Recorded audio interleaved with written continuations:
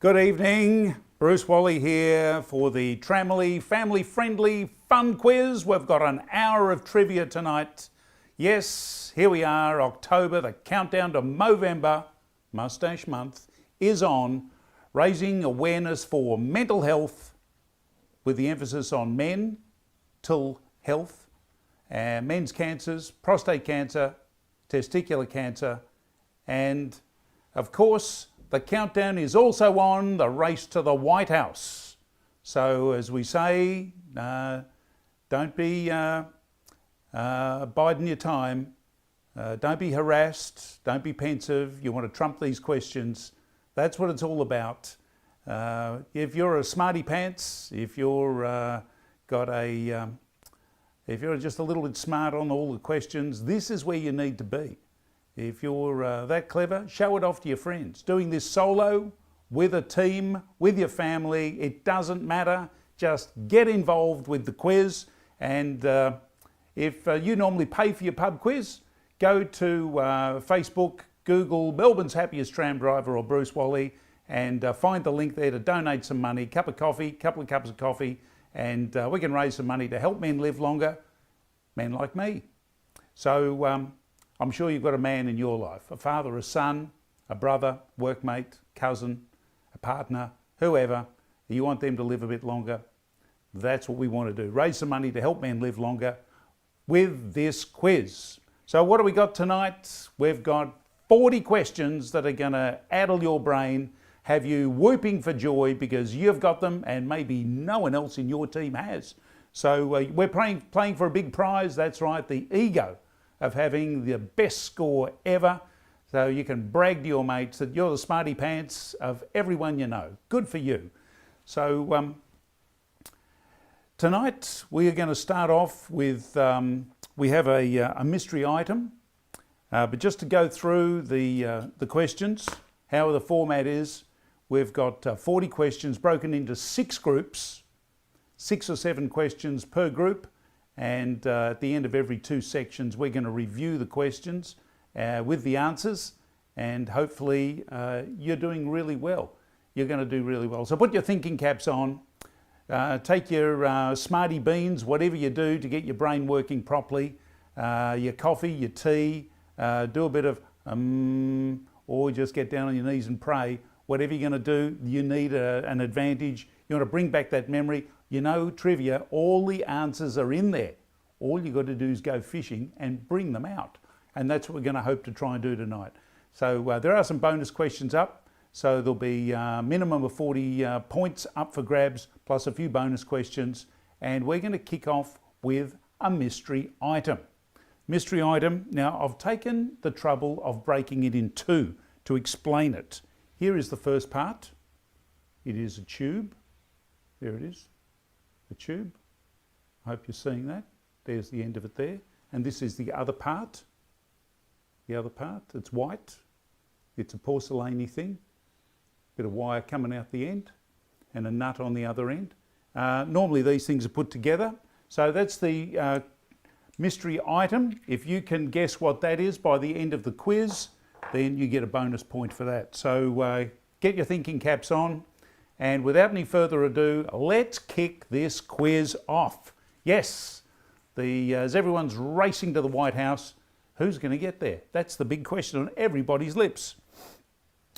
Well, our first question tonight, everyone has been saying what a great idea collective nouns are. It's a lot of fun because you can have a stab in the dark at them. So we've got 6 collective noun questions. And the first one is question number 1. What is the collective noun for a fish? If you're new to this, you might be saying, what on earth is a collective noun? Well, if you've got children in the room, they'll tell you.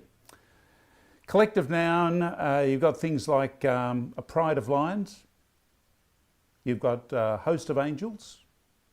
So a host is the collective noun for a group of angels. A pride is the collective noun for a group of lions. So with that in mind, what is the collective noun, excuse me, for a group of fish? What's a collective noun for a group of fish? Now, you might say that's all too easy. It's not necessarily the most logical one, you might be thinking, but Anyway, if you've got children, then they will probably know that lickety-split. So bow to the knowledge of the younger ones wherever you can, because they've got a lot of smarts. Haven't you, kids? Question number 2. What is the collective noun for a group of books? Books, yes, like the ones you read. Books. Do you read books? No, not a collective noun for a group of mobile phones. This is books, you know, like with paper, hard covers, dust jackets, pages in them, made of real paper, those sorts of books. Anyone know? Maybe you don't know what they are.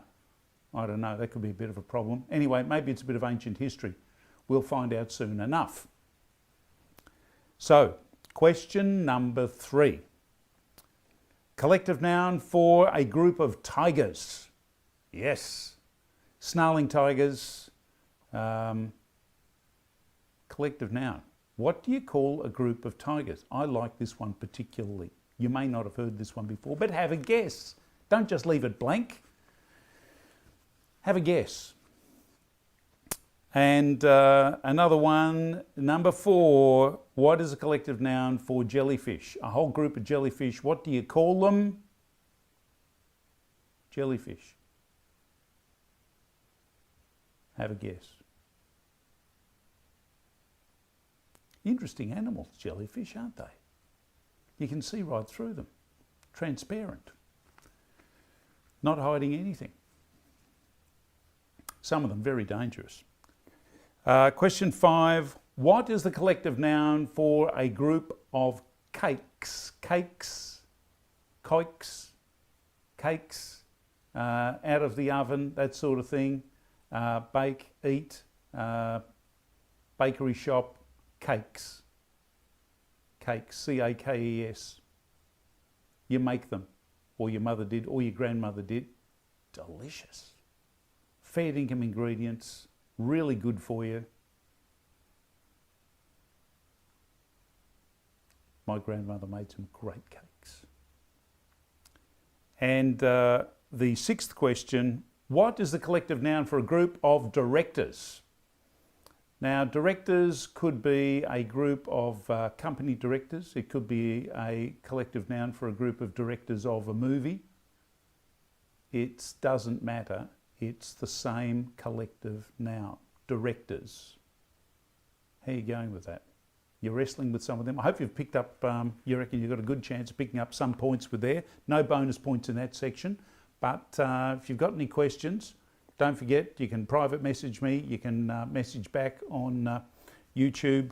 And if you're liking this quiz, don't forget to subscribe. And if you're loving it a lot, donate a cup of coffee to Movember. So, advertising slogans is the next section. 7 questions to do with international advertising slogans. And see if you remember these. Question 7 in advertising slogans. What is the company whose advertising slogan is "Just Do It"? Just do it. What's the name of the company that uses that as their slogan? Just do it.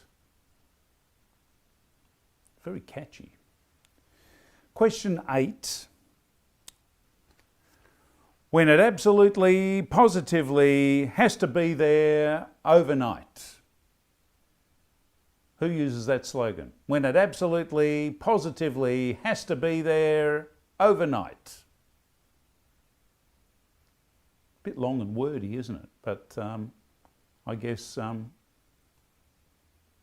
it takes time to deliver overnight. Good luck with that one. Question 9. The breakfast of champions. The breakfast of champions. What product or company uses that as their slogan? What a great catch cry that is. The breakfast of champions. You confident with these? I hope so. Question 10. You press the button, we do the rest. What company has that as their slogan? You press the button, we do the rest. Are you scratching your head? You can have a guess, you know. Ask around. Young ones, old ones, you don't know. It's in someone's head. All you've got to do is prize it out. That's all you've got to do. Get them off their mobile phones. You don't want them cheating. No, we've said that before. This is all about what's going on inside your noggin. Yes, it is. No mobile phones, turn them off. Turn off your computer. Turn off your notebook, your tablet, all that. Turn it all off. Focus on the question. Someone's got it there. It's in their head. All you got to do is prompt them or bribe them. Whatever. It's there. Question 11. Finger licking good. Finger licking good. What company or product has that as their slogan? Sounds delicious. Finger licking good. I think I'm accused of being a little bit like that sometimes. Anyway, that's question 12. Imagination at work. Imagination at work. These are solid gold slogans, aren't they? Wouldn't you be proud if you'd come up with something like this? You'd probably be very rich as well. So the last one in this section, before we go back and review the answers, question 13, think different. Think different. Grammatically, I think it should be think differently, but this is a slogan, and I think they're just trying to grate on people so that people remember it. So they tend to make them a little bit grammatically incorrect. And anyway, that's what they've got. Who uses the slogan, think different? So let's go back and review, shall we? So we're going to start marking your answers. Correct or otherwise, hopefully correct. What is a collective noun for a group of fish? It is a school. A school, that's right, just like children go to. A school of fish. Too easy, you say? I hope so. Question 2. What is the collective noun for a group of books? A group of books. Is it a library? Is it a box? No, it's a shelf. A shelf of books. Who'd have thought? Did you guess that, or did you know it straight away? If you're a librarian, I'm sure you've hung around books for a long time, you would have known that straight off the top of your head. So I hope you've done well on that one. Question number 3. I like this one a lot. A what of tigers? What's a collective noun for tigers? For tigers. Are you still scratching your head? Have a guess before we give you the answer. An ambush. Now that is a pretty scary prospect, because if you're going to get ambushed, you would not mind being ambushed by any one of a number of things, but I can't imagine being more terrified than being ambushed by tigers. Crikey, the collective noun for tigers, an ambush.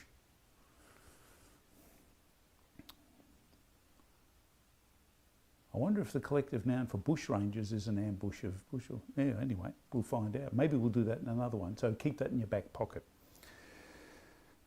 What is, question 4, what is the collective noun for a group of jellyfish? A group of jellyfish. This one I hope will make you laugh and make you go woohoo if you get it right. A smack of jellyfish. A smack. That's the sound you get. It's sort of onomatopoeia, is that what they say? The noise you get when you hit a jellyfish. Yes, a transparent life, transparent individuals. A smack of jellyfish. Who'd have thought? Someone comes up with this stuff, not me. And the delicious one, question 5. What's the collective noun for a whole mess of my grandmother's cakes? Group of cakes is a batch. A batch of cakes, of course. Are you hitting yourself on the head? Dope, I should have known that. A batch of cakes. And question 6. The collective noun for a group of corporate directors, movie directors, it's a board. Did you get that one? A board of directors. It's pretty obvious, really. Where else would you find a group of directors but at a board meeting? Stands to reason. So I hope you've done well. 6 out of 6, I hope, or whatever. But keep tabs on that. We're moving through. Second section, advertising slogans. Question 7, answer to question 7. Who uses the slogan, just do it? Just do it is Nike. What a great slogan. Question 8, gosh, I hope you got that one. I really do. Question 8, when it absolutely, positively has to be there overnight. Now, before I give you the answer on this one, we had a comedy show here in Melbourne, and we had young Russell played the part of a postie who was the most bumbling postal delivery person on a bicycle, and his slogan was, when it absolutely, positively has to be there eventually, which was, of course, a play on this one. But when it has to be there overnight is FedEx, of course. FedEx, Wilson. Well, it wasn't overnight for him, was it? It took a few months, but the mail did get through. He did deliver in the end. Question 9, the Breakfast of Champions. Breakfast of Champions, what a great, wholesome, wheaty breakfast. Wheaties. Wheaties, the Breakfast of Champions. And what a delicious breakfast. I spent years eating Wheaties. In fact, I had some Wheaties for breakfast this morning. Wheat Bix, same thing, similar, same sort of thing. Question 10, I hope you're doing well. Question 10, you press the button, we do the rest. You press the button, we do the rest. An innovative company that has almost disappeared, and yet it was such an industry for so many years. Talking about Kodak. You press the button, we do the rest. Drop your film off, get it back in a week. What an industry that was. And digital, the mobile phone, all but wiped it out. It's but a shadow of its former self. Isn't it strange how things go in cycles like that? Who'd have thought that photography, that type of photography, would just pretty much disappear? What an ancient art form it is. Over 100 years and poof, gone. So Kodak. Question 11, finger licking good. Finger licking good is, of course, chicken, KFC, Kentucky Fried Chicken. They changed their name to KFC to get away from the fried, being very weight conscious. But KFC, Colonel Sanders. I get accused of looking like Colonel Sanders a lot. They call me that by name. Hey, Colonel. So there you go. I hope you got KFC, Kentucky Fried Chicken. Either one of those answers will do. And question 12, imagination at work. Imagination at work. What a great slogan. Imagination at work. General Electric. General Electric. And what a broad organisation General Electric is. You might only know them for household appliances, household domestic, a few industrial appliances, but they make everything from rockets to the moon, to fighter jets, and train braking systems. Extraordinary breadth of innovation and patents over the years. GE, I've got a book, General Electric Through the Second World War, and the amount of innovation and development that they produced through the Second World War is just astounding. Real research and development, real clever people. Innovation at work, how very apt. Good on you, General Electric. And question 13, think different. Think different, of course, is, you guessed it, Apple. Apple, no, not the fruit. No, Apple, the computer company. Very innovative, the first with almost everything. The Apple phone, the Apple, the music iPod, and those sorts of things. Very innovative, very innovative. Think different, doing things just a different way. If you're good at making these slogans up, there's a whole career in it, in marketing and advertising, absolutely. Slogan people, if you're good at that, get into it.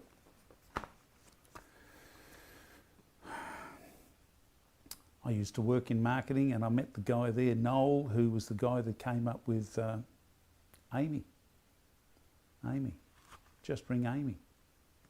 It's and that his whole career, just call Amy.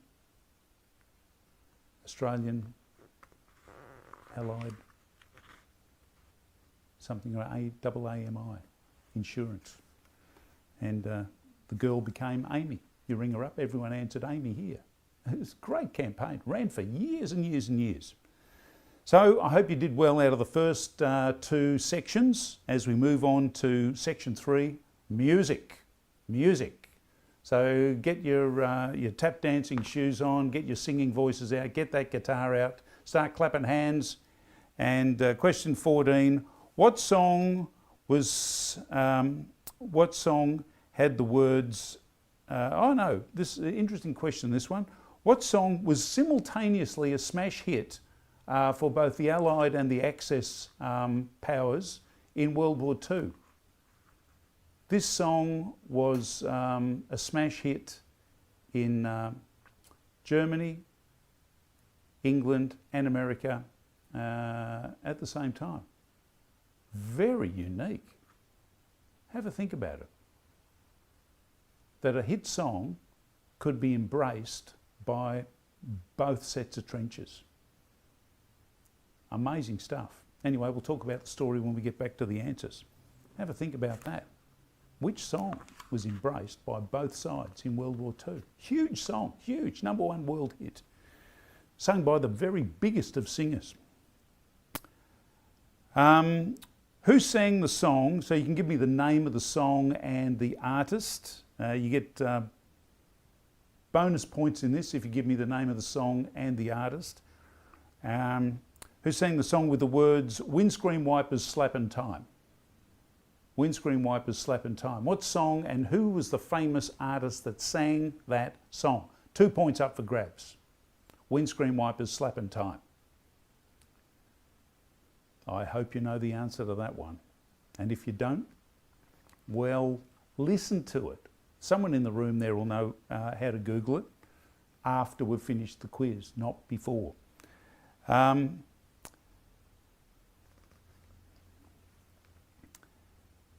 And which song starts with the words, there's a lady who's sure all that glitters is gold?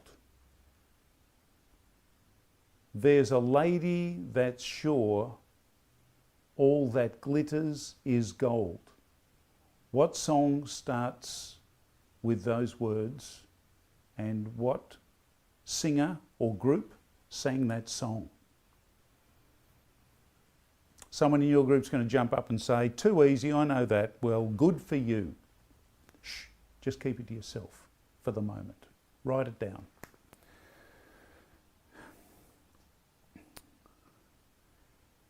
Now, question 17, the words of the song are, Papa, I know you're going to be upset because I was always your little girl. What's the name of the song and who sang the words? Papa, I know you're going to be upset because I was always your little girl. Powerful words, great poetry. But who sang it and what's the name of the song? On the tip of your tongue, I know. Gosh, all you got to do is spit it out and write it down. Question 18. The words to the song are, well, I've walked this street before and everybody has locked up their door. The song, well, I've walked this street before and everybody has locked up their door. What is the name of the song and who sang it? What's the name of the group that sang it? Oh, tantalising. You've heard it, you've heard it, you've heard it. It's in there. Shake your head, get those words out. You know it. Real brain teasers. Can't have all easy questions. Question 19. Question 19. I'll give you lots of words for this one. When you haven't any coal in the stove and you freeze in the winter and you curse the wind at your fate. Who sang that song? Very, very famous singer. Huge, huge song. When you haven't any coal in the stove and you freeze in the winter and you curse the wind at your fate.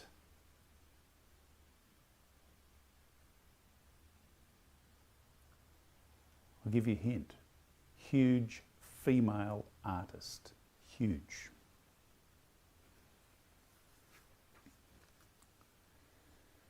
Question 20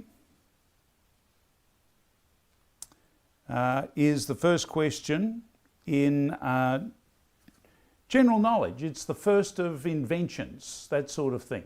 Question 20 is a bit of a who was the first, or what is it? Question 20, what is the name given to the first bicycle-like contraption? What is the name that was given to the first bicycle-like contraption? And I might give you a hint. It was named after its inventor. Yes, it was. It was named after its inventor. Thinking. What was the name of the first bicycle-like contraption? The very first. They were commercially made.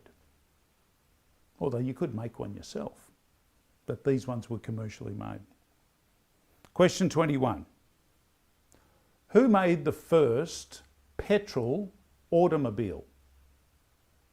The first petrol automobile. Lots of people had steam engines, wood-fired cars and that sort of stuff that really, took 2 hours to get going and didn't go very far and that sort of stuff. But who made the first petrol automobile? Some of you are just going to say, yep, all too easy. I'm a petrol head. That's what I know. Good. Great to have someone like that in the crew. And as a matching pair to that, who made the very first petrol motorcycle? Yes. Who made the very first petrol motorcycle?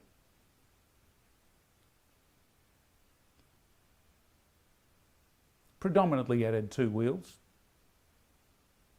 It had a couple of training wheels on it, but it was pretty much a 2-wheeled machine. It was designed to ride on 2 wheels. The very first one. So question 23. Question 23. Who made the very first wristwatch? Who made the very first wristwatch? Now, I was surprised at this answer because I had a name in my mind. I had for many, many years as the inventor, but we'll go through that when we talk about the answers. Who made the very first wristwatch?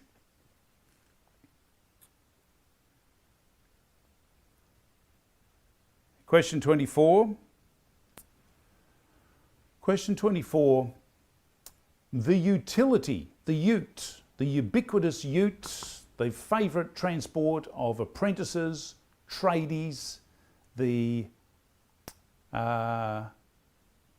single bench seat or bucket seat, single row of seats, single cab, and the open tray as one homogeneous construction. Who made it and where? There's 2 points up for grabs. Who made the first utility vehicle?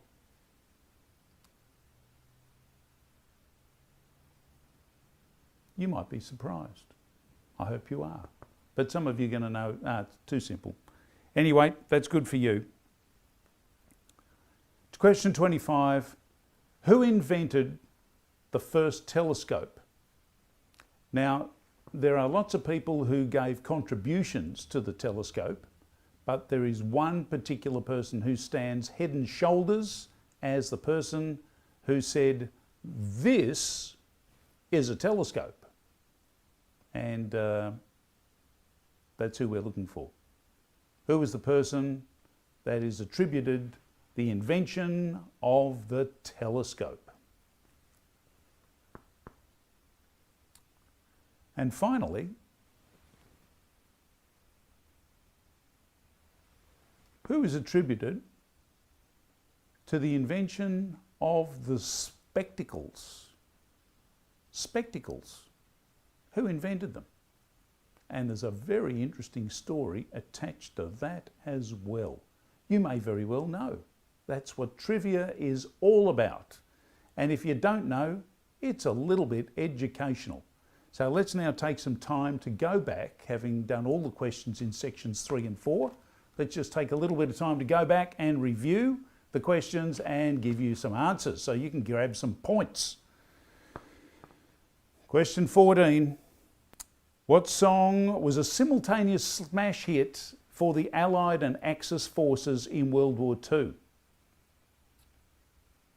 Lily Marlene. Lily Marlene. What an amazing story. It was first sung in German, and the Germans transmitted it, and it wasn't a popular hit until it was broadcast by the Axis powers by shortwave radio to Rommel's troops in North Africa. And they fell in love with the song and demanded it be played more. And from there, it spread right through the German forces as an amazing, what they call a trench love song or a trench tribute song. And strangely enough, the tune was picked up in the Allied trenches, and it was sung by the likes of Vera Lynn, Marlene Dietrich, and became a big hit in England and America, Australia, Canada, and all through the Allied powers. And although, it was pretty much at the same time.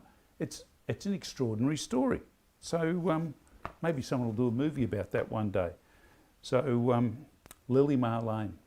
1 point up for grabs. I won't give you points for who were the singers for it, but Lily Marlene, underneath the lamplights. There we go. It's a fantastic tune. It was a poem originally by a school teacher who was drafted into the German army and wrote it on the Allied front. It was then picked up and made into a song and pretty much sat neglected for almost 2 years. I think it was written in 1939 or 40 or something like that, and 1940, and sat for about 2 years before it was picked up by, as I say, Rommel's troops, and it took off from there. So question 15, who sang the song and what's the name of the song? Windscreen wipers, slapping time. Gosh, if you don't know this one, shame on you.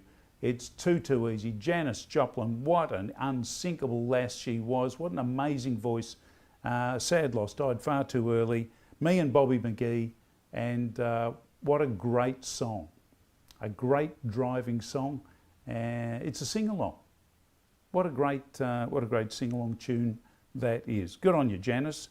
Thank you for such an amazing song. Now, question 16.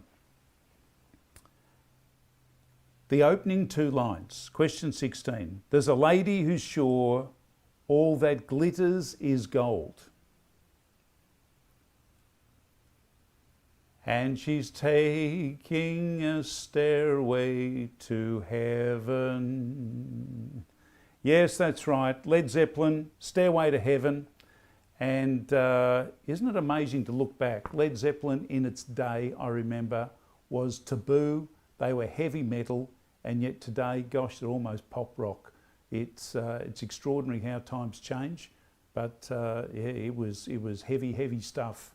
But you look at the beautiful poetry and the music Mick, Metallica. Gosh, I don't know how anyone... Anyway, we're going to focus on Led Zeppelin.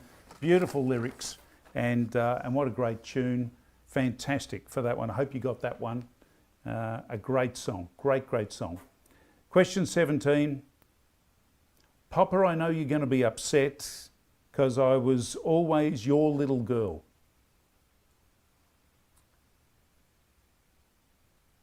Papa Don't Preach by Madonna. Did you get that one? Papa Don't Preach, Madonna. What an amazing artist. Very wide variety. Books, a bit questionable maybe, but gosh, she's a mum now.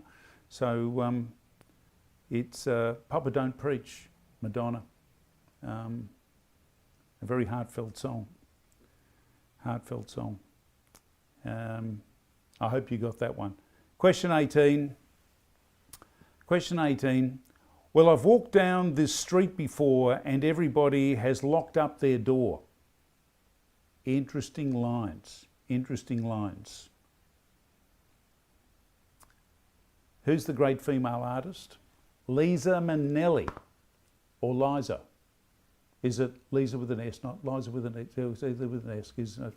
Anyway, that's how it goes. Money, Money, Money is the song.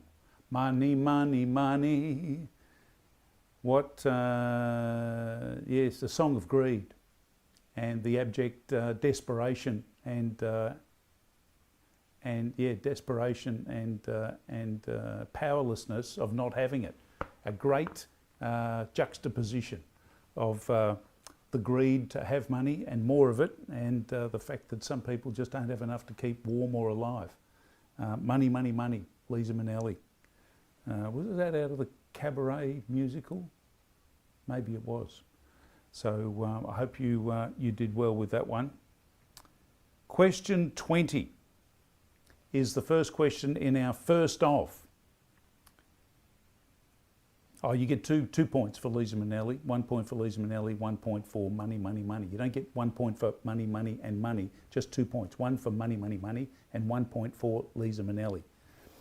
So section 4 we come up to, which is the first of. What was the name given to the very first bicycle-like contraption? It was named after a Mr. Draisine. Mr. Draisine. The very first one was a wooden frame. If you go to my Instagram, you'll see a Stuart giving a demonstration of his Draisine. His is a later model which actually has a turning front wheel. There is no suspension and it has no pedals or anything. It's just like a velocipede, but before that. So it's a wooden frame. The very first one, the Draisine is the name, D-R-A-Z-I-N-E. German inventor, I think he was. So a little bit of education if you didn't know the answer to that. So, and for you petrol heads, the next two questions are just going to be far too easy. Who made the first petrol-powered automobile? First petrol-powered automobile was Carl Benz when? 1885. Way back then. Yes, they'd been making vehicles, steam-powered vehicles, for such a long time. And then this amazing power-rich fuel. Concentrated energy like nothing else. And still the case today. The amount of power that's packed into fuel is just extraordinary, as is witnessed in all the cars on the road that use it. But it is a finite commodity, as we're finding out. So Carl Benz, 1885, first automobile, and parallel to that, who invented the first petrol-driven motorcycle?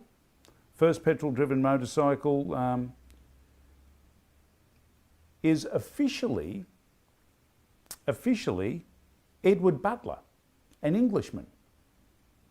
Now, if you know that, you're going to get 1 point for that, but I'm going to give another point if you come up with Daimler and Maybach. They had theirs in 1885, a year later. There was a lot of competition, a lot of development. The power of petrol was well understood. Not a lot of money was being poured into development. These were private enterprises, and so there was a lot of development, and so there was a real race. The replicas of the Daimler Maybach situated all around the world, big single-cylinder, wooden frame, petrol-powered monster, very crude. But actually, Edward Butler in England had his at the 1884 engineering show, and Daimler Maybach had theirs in production in 1885, a year later. And of course, there was years of development, 10 years after 1884, 1885, before you could actually wait to buy a mass-produced vehicle.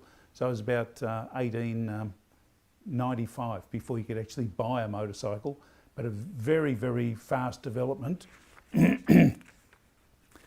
of those cars and motorcycles back in those days. Extraordinary time of rapid development, and a lot of it done in backyards.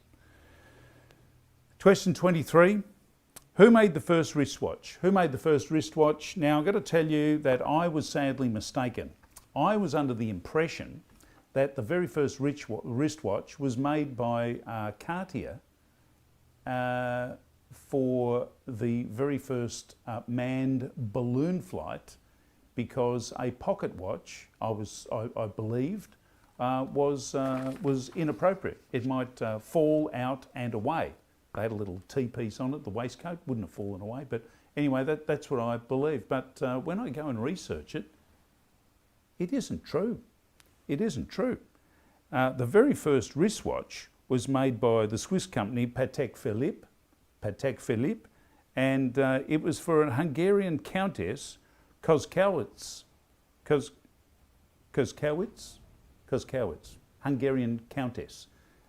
It was a very feminine, jewel-encrusted timepiece that was wrapped on a bracelet around a wrist, and I'm sure it didn't keep very good time. The technology back then was fairly appalling as far as timepieces go, but the mere fact they managed to get something that went tick, tick, tick inside such a tiny little thing was credit to them, Philippe Patek, and not Cartier, sadly.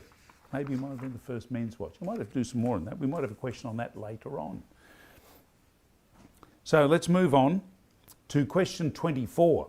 Question 24, the utility, the favourite vehicle of the apprentice, the tradie, right around the world, the single cab tray utility, all in one vehicle. That was invented by Ford, yes it was, by Ford, right here in Melbourne, Australia. That's where it got invented, where the cabin and the tray at the back were made as one piece. It was sort of like a town and country vehicle, where you could go and take bales of hay out and take the car to church or off to the town and have a respectable cabin. Not a truck, no. So, and that was back in 1933, right here in Melbourne, Australia. Yes, Ford had an office right here in Australia, right back then.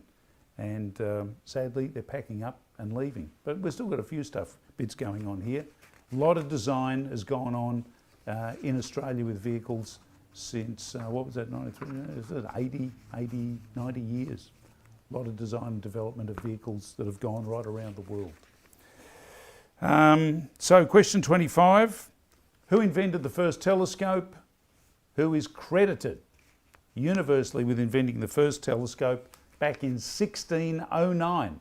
A little bit before my time, not much, little bit before my time, Galileo. He's the man, the telescope. Good on him. Brought the heavens closer to Earth. Fantastic invention. And we've been using it ever since and improving on it too. Question 26, who invented glasses, spectacles? Who invented them?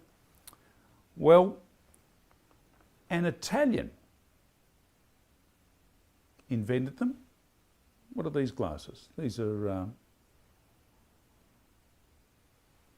the O brand. Anyway, was it Osram? No, Osram, no. Anyway, Italian glasses. Italian Salvino Damati, back in 1285, a long time ago. Salvino Damati, back in 1285. Now, he invented them, but he didn't commercialise them. No, he didn't. He invented them, and that's well documented. He had a friend. Yes, he did. He had a friend, a monk, whose name was Alessandro della Spina, and he was the friend. He marketed them and made them popular, let the cat out of the bag, and everyone started wanting them after that because, well, 9 out of 10 people can't see properly. So the very thin metal-framed pincing, I don't think they had ear things, they just fitted on your nose, clipped onto your nose, and they had some sort of lens that would magnify stuff so you could see things. And yeah, so the monk made it public, and so they shared it. So if you knew both of those, you get a point each. Long time ago, 1285, well before my time. But I enjoy wearing glasses because they help me a lot. Astigmatism, that sort of thing. Here we are on the final run. Section 5, classic music. We're going to do this a little bit differently. Try and help you out. We're going to talk about the stories of classic music. Give you the story, see if you can guess the piece. You get a bonus point for the composer. So, question 27. Question 27. What is the name of the overture and the writer of the music where the story goes that a man shoots an apple off his son's head? Pretty accurate shooting. Because, so the story goes, he did. Not bad for a bow and arrow. Want to be pretty confident. So there you go. Who was the composer? And what was the name of the overture? The man who shot the arrow to knock an apple off his son's head. And question 28. Question 28, one of my favourite pieces.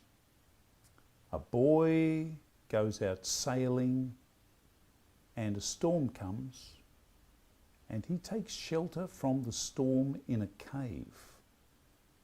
But in that cave he finds trolls.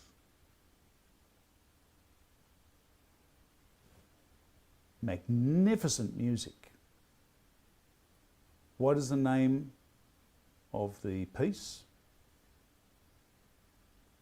And there's several movements in it.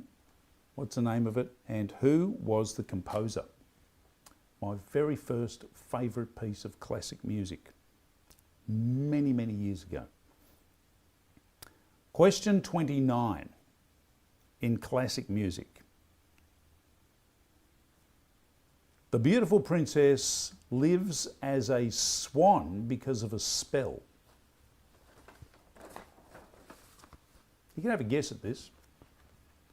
Have a guess at any of these. What is the name of the music and who wrote it? 1 point for each. Where the story is of a princess who lives her life as a swan because of a spell cast on her. Any clues? Any hints? Young ones? Old ones? They've got a smug smile on their face. Good for you. Question 30. Now this is a bit of a tragic story. An American naval person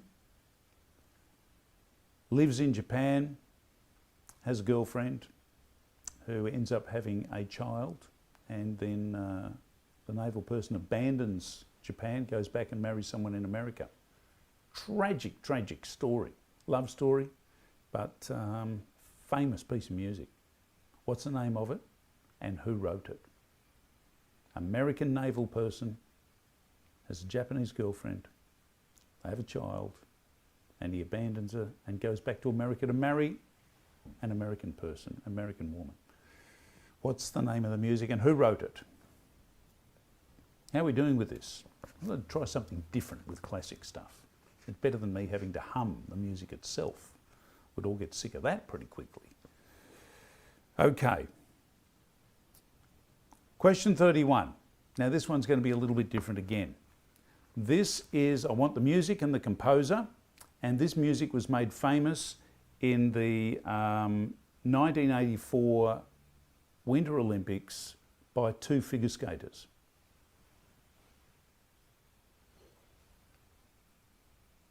Two figure skaters made this music famous worldwide at the 84 Winter Olympics. What is the name of the music? In fact, I'll give you an extra point if you can name the figure skaters. Yes, I will. I'm generous like that. Don't call me mean, call me generous. See how you go. Rack your brains. Are you a Winter Olympics buff?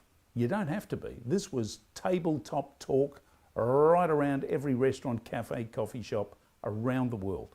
Extraordinary. Question 32. This music was written about the Napoleonic War, the war between France and Russia, and this piece of music involves a fair dinkum cannon being fired during the piece of music. Yes,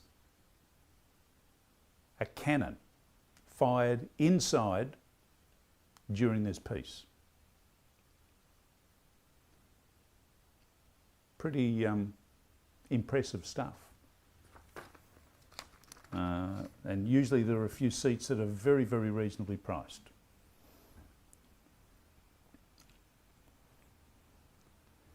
So,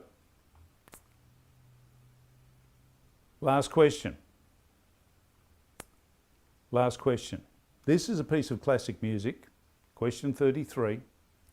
Classic music. The story of this piece of music is of an unemployed person who steals a sheep and is caught by police, and instead of being taken to jail, the unemployed person decides to run away and jump into a pond and drowns. What piece of classic music has that story? That's right. A vagrant, an unemployed person, steals a sheep, caught by police, instead of being taken to prison, jumps in a pond and drowns. What classic piece of music? What's the name of it? And who wrote it? Who wrote it? I might even give you 3 points for that, because someone wrote the words, someone wrote the music, and it has a particular name. Yes, it does. I hope you're having a darn good guess at that classic music. Question 34 in what I call general knowledge. Yes, general knowledge. There are many types, a few types of internal combustion engine. There is a 4-stroke, there is a 2-stroke, there is another one that is used in a commercial production sense. What is it called? It is not a 4-stroke, it is not a 2-stroke, it is called something else. I want the name of it. In fact, it's named after its inventor. It's been used in a few vehicles over the years. Not so common. I think it's only made in one country now. But anyway, if you've got an idea, if you're a petrol head, you will know that. So ask around. Question 35 in general knowledge. What is the chemical symbol for the lightest element in the universe? Pardon me. What is the chemical symbol for the lightest element in the universe? How are you going there? Question 36. What is the Morse code? We're jumping all over the place here. This is truly general knowledge. What is the Morse code symbol for the letter E? E as in echo. E as in everybody. Echo. E. Excuse me. What's the Morse code symbol? Tapped out on a Morse key for the letter E. Question 37.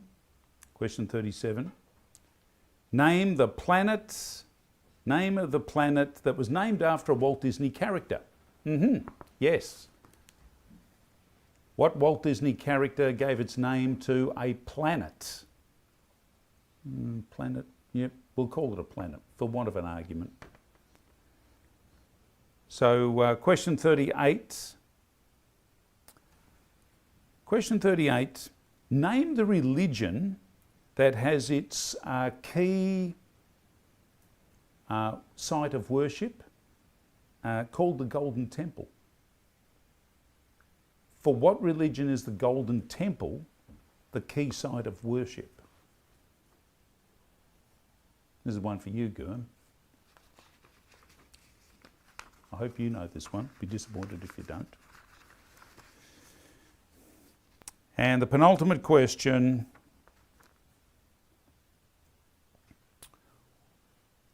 For you petrol heads, where does the Australian speed racing, dry lake racing, take place? Where in Australia does the dry lake racing, fastest cars in Australia, where do they conduct that racing once a year? Only get a permit to race over there once a year. Dry lake race, Salt Lake Racing. Salt Lake Racing, dry lake racing. Where in Australia does that occur? And for 2 points, the last question. In what countries is Mount Everest located? 2 points, which gives you a hint. What countries is Mount Everest located in? Pretty big footprint. Rumour has it it's a pretty big mountain.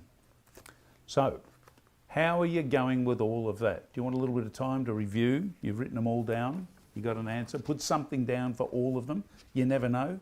It's the answers are in there somewhere. It might be your first guess is usually the right one. Don't think about it too much. No, just put your answers down. So here we go. Back to section 5, classical music. Question 27. A father shoots an arrow and hits the apple off his son's head. It is, of course, the William Tell Overture, and it's written by Rossini. Rossini.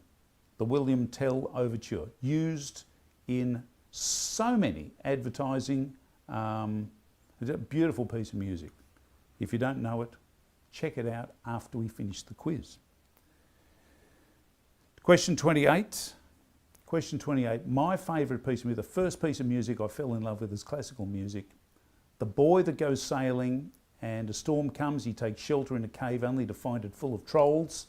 It is, of course, Peer Gynt by Edvard Grieg, the Norwegian, amazing Norwegian composer.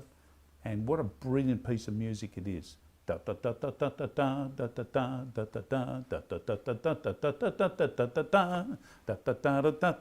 of me, that's how it goes anyway, so go and listen to it yourself. You don't have to have me go right through the whole overture. So question 29 we'll move on to before I get lost in Peer Gynt. American sailor falls in love with a Japanese girl, they have a child, and he then runs back to America and marries an American. It's Madame Butterfly. Madame Butterfly. And that, of course, is by Puccini. Madame Butterfly. Sad story. Doesn't speak well of blokes. Does not, no. But anyway, we move on to question 31. The story is told of two skaters that used this music in the 1984 Olympics, and I said we've got 3 points up for grabs. Name the skaters. 1 point for the skaters because they are one word. Torvill and Dean. Torvill and Dean, amazing British skaters. Why was it so amazing? They got a perfect score. Yes, 10s. The music, of course, was Ravel, Bolero. Ravel's Bolero. You had 3 points up for grabs if you got all of those right. Half a point each, half a point for Torvill, half a point for Dean. And did they get married and they broke up? That'd be sad. But anyway, what an inspirational performance they put on for the whole world back then in 1984. Seems like only yesterday, doesn't it? Question 31. Question 32. Question 32.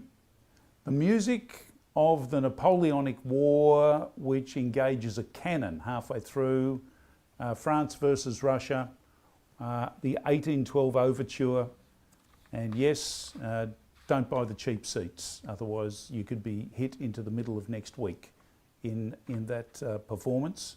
It is a very loud report coming out, and although they don't fire cannonball, you might be hit by the cardboard wadding. It's an amazing piece of work. Strangely enough, it wasn't written until about 70-something years after the Napoleonic Wars. But anyway, that's just how it was. It wasn't written until 1880. So beautiful piece of music by Tchaikovsky. Oh, we missed a question. 29. My mistake.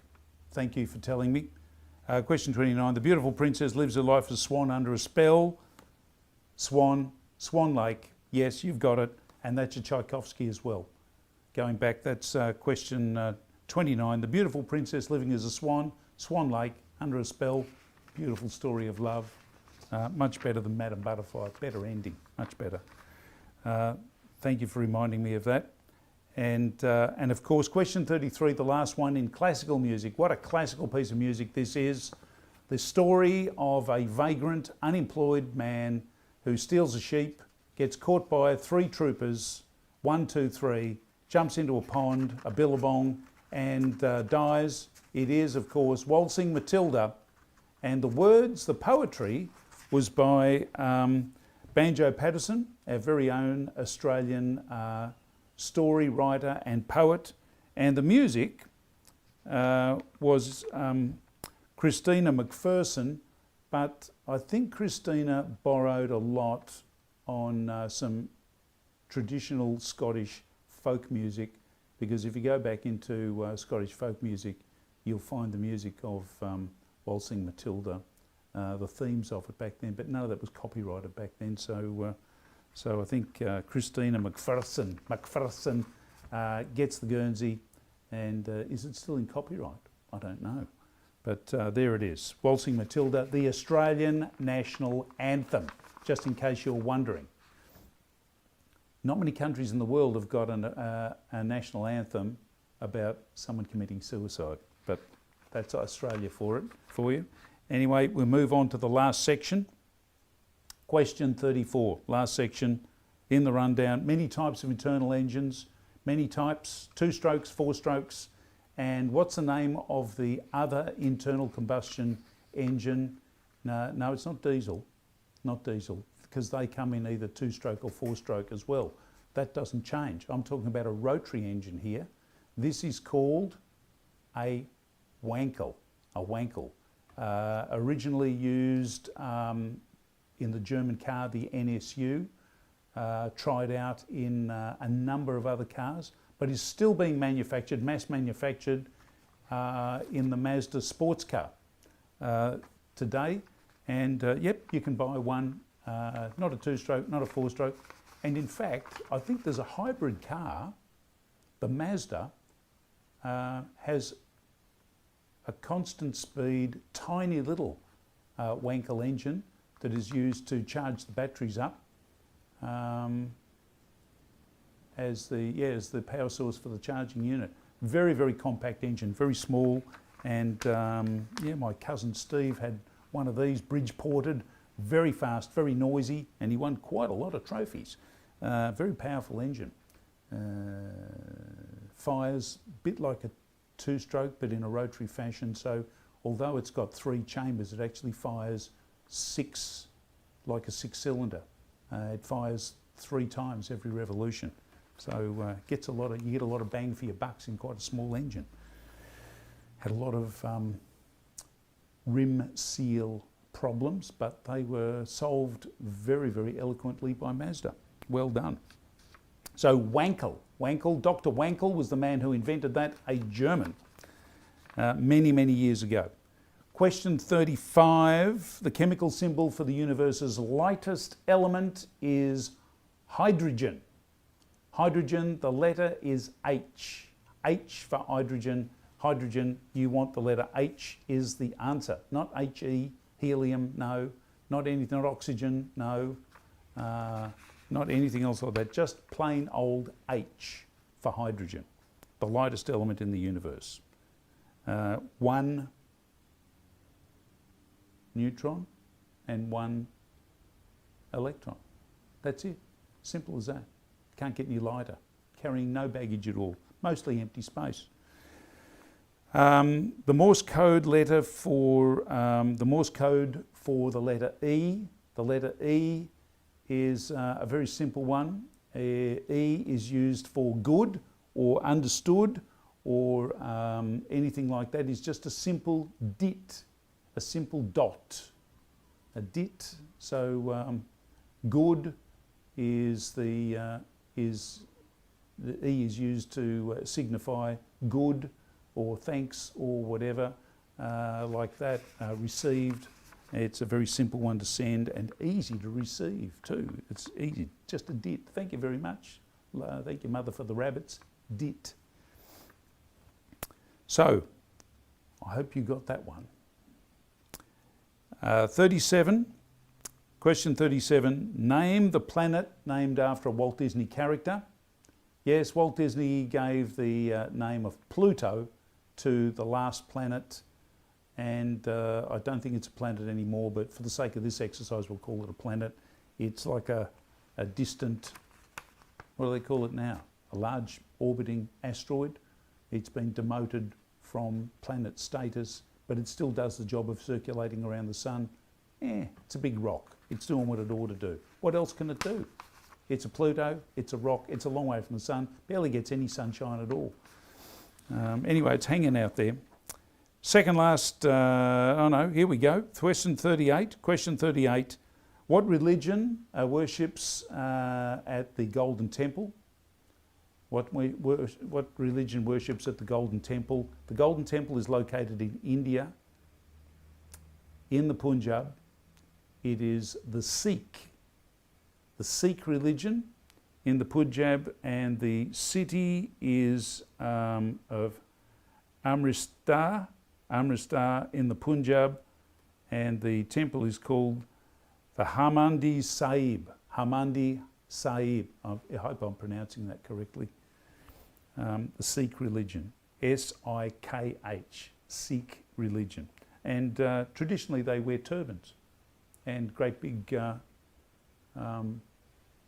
fierce moustaches and beards in the Punjab. Fierce warriors in the Punjab. Aren't you, Gurn? Penultimate question. Where do the annual Australian Salt Lake racing, speed racing, the dry lake racing take place. Rob Carroll, you know this one. This is for you and Tom and guys up there, Mary Claire, because Rob was the president. My mate Rob was the president for 25 years or something like that. Lake Gardner, South Australia, Lake Gardner. And we have a lot of overseas visitors because it is top quality salt. And there's no salt mining going on there. I don't think, no, there's no salt mining. It's all a reserve, and everyone, no oil allowed to be dropped onto the salt. It's left as it is found, pristine, no rubbish left behind, looking after the place, keeping it safe and keeping it pristine for Salt Lake racing. The only trouble they have every now and again is that it rains. No good for salt racing every now and again, but they do a lot of speed racing over there. Rob took his Ford 6-cylinder taxi, ex-taxi, up to well over 160 mile an hour. Ignition system, air cleaner off, big exhaust pipe, and off you go. Whoosh, what a taxi ride. Fantastic. And for 2 points, the last question. Last question, in what countries is Mount Everest located? Where is Mount Everest? It is located in the countries of Nepal and China. Nepal and China. Nepal, Kathmandu, all that sort of stuff, and China, 1 point each. So there we have it. There's our 40 questions. I hope you have done really, really well. Thank you for taking part. Let me know what your score is. I hope you... Don't forget that we have a special item piece to review for a bonus point as well. Now we've got here, now I've taken this apart so you can see the inner workings. Let me just put it back together again for you so you can see what's going on. I'm just taking this piece apart here, unscrewing it, putting this through here and putting it back together again, and hopefully you're seeing what's happening here. This is a vintage 2-piece, actually it's a 3-piece, but pull apart, very serviceable, 1930s, very early 30s, late 20s spark plug. Because back in those days spark plugs weren't very scientific, you had to clean them a lot, and to do that you had to pull them apart. And this is how they made them. So I hope you got a point for our mystery item, the spark plug. That's all you need to call it, a spark plug. The bit at the top here where the lead pulls on and screws apart. It's very gas proof, keep the compression inside. So if you've loved our quiz, join us again, tell your friends. It's been a great hour, so thank you very much for joining us. I hope your score was really, really good. I hope your head doesn't hurt too much. Go and have a drink of coffee, cup of tea, tell your friends, subscribe. Don't forget to subscribe, and whatever you do, don't forget Movember. Help keep Grow a Mo to save a bro and donate some money. Melbourne's happiest tram driver in Facebook, Bruce Wally. Donate there, cup of coffee or two, and we'll see you next time. Thanks for quizzing Bruce's Tramily Family Fun Quiz. See you next time.